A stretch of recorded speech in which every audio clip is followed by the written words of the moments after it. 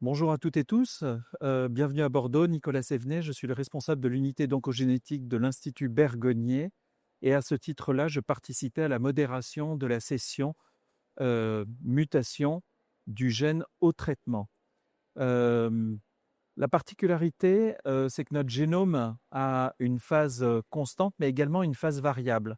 Lorsque ces variations deviennent pathogènes, c'est-à-dire qu'elles peuvent être responsables d'une maladie, peut survenir alors un cancer. Il est un cancer du sein, évidemment. Dans les dernières années, la structuration de la discipline a profondément changé, s'est organisée avec le dispositif national d'oncogénétique pour aboutir à la prise en charge des patients à la fois sur un volet de conseil génétique, c'est-à-dire est-ce que finalement la mutation, je l'ai reçue de mes parents, j'ai un risque de la transmettre à mes enfants, et ça va orienter la prise en charge non seulement de la patiente, mais également de ses apparentés s'ils sont porteurs de cette mutation. Mais ça oriente aussi la réflexion sur la thérapeutique et notamment l'accès à des thérapies ciblées. Alors on rentre dans le domaine de la médecine personnalisée, basée sur le statut génétique du patient, de la patiente en l'occurrence, et ce qu'on va appeler la théranostique. C'est un champ passionnant, mais c'est un champ qui ouvre aussi beaucoup de questions, c'est-à-dire que fait-on des patientes non porteuses de mutation? Que fait-on des patientes qui vont être porteuses d'une mutation, mais dont on ne pourra pas dire, le biologiste ne pourra pas dire si elle est réellement délétère? Doit-on continuer à surveiller ces patientes? Peut-on leur administrer la fameuse thérapie ciblée indiquée dans le traitement du cancer du sein ou des ovaires?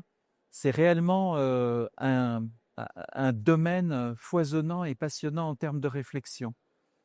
La deuxième question, c'est est-ce que dans la surveillance, on peut avoir des approches personnalisées de surveillance? Alors là, on pourra se référer à un topo qui aura lieu demain, celui de Suzette Delaloge, sur l'évolution du dépistage et plus particulièrement le protocole MyPEPS qu'elle conduit à l'Institut Gustave Roussy, mais qui est un protocole européen.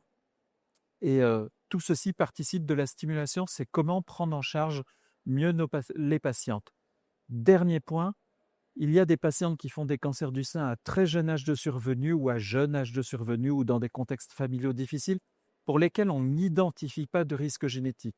Se pose alors la question de ce qu'on a appelé les scores de risque polygéniques. Ce sont l'agrégation de plusieurs dizaines, centaines de modifications sans importance ou a priori sans importance dans le génome humain, mais qui, mises tout ensemble, peuvent conduire à un risque plus important. Eh bien, effectivement, si on additionne les PRS plus un programme de surveillance personnalisé ou de dépistage plutôt personnalisé, on aboutit au protocole MyPEPS notamment. Donc, vous voyez, l'oncogénétique, qui est cette discipline médicale mixte qui associe à la fois une partie clinique de consultation et une partie laboratoire de caractérisation des variants chez les patients, ne cesse d'être moderne et de poser des questions eu égard au statut génétique et à la prise en charge des patientes, tant en dépistage qu'en surveillance qu'en traitement.